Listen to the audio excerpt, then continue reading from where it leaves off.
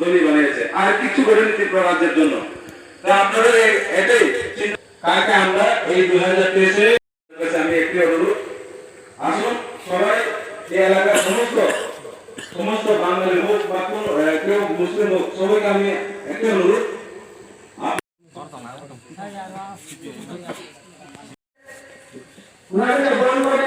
আমাদের স্যার জিতেন sir working president ওনাদেরকে গ্রহণ করে নেওয়ার জন্য আহ্বান করছি।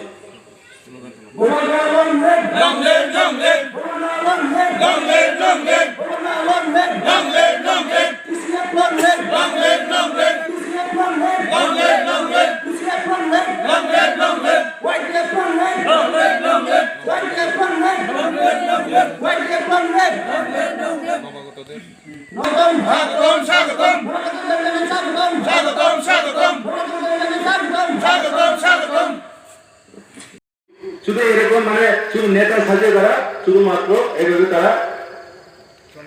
আপনারা কেন এই তীব্রমথাতে যোগদান দিয়েছেন?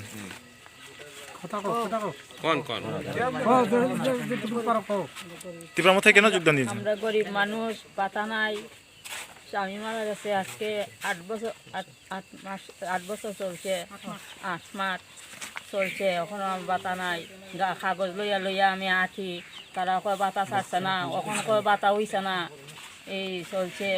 কয় এইটা কাগজ লাগবো, এইটা কাগজ লাগবো। আমি কাগজ আনছি, ইনকামও আনছি, ওখান কয় আর একটা কাগজের লাগি। আমি বলছি তোমরা কাগজ আন না দেও আমারে, কয়ে দিমু কই ওখান আমার বাতা নাই। আমি একটা মানুষ, আমার কেউ নাই, ওখান আমি কি হয়ে চলি। তাই তীব্রমথায় যোগদান দিয়েছেন। নমস্কার সোশ্যাল মিডিয়া বন্ধু বান্ধবদেরকে, এবং আজকে 46 সুরমার অন্তর্গত 24 নং বুথ কেন্দ্রে দুর্গাদর পাড়া থেকে আজকে বিজেপি সিপিআইএম তৃণমূল ছেড়ে মোট 5 পরিবারের 18 ভোটার আজকে তীব্রমথায় যোগদান দিয়েছে। ওনাদের একটাই লক্ষ্য যে আগামী দিনে তীব্রমথাকে আরও শক্তিশালী করে, গোবাগড়াকে আরও শক্তিশালী করে ত্রিপুরা রাজ্যে একটি নতুন সরকার গঠন করার উদ্দেশ্যে ওনারা আজকে তীব্রমথায় যোগদান দিয়েছে। ওনাদেরকে আজকে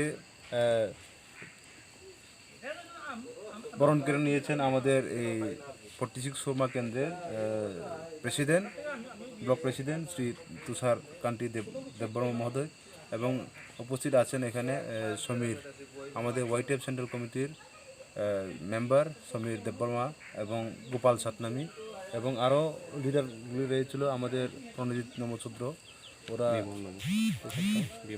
বিমল নমশূদ্র।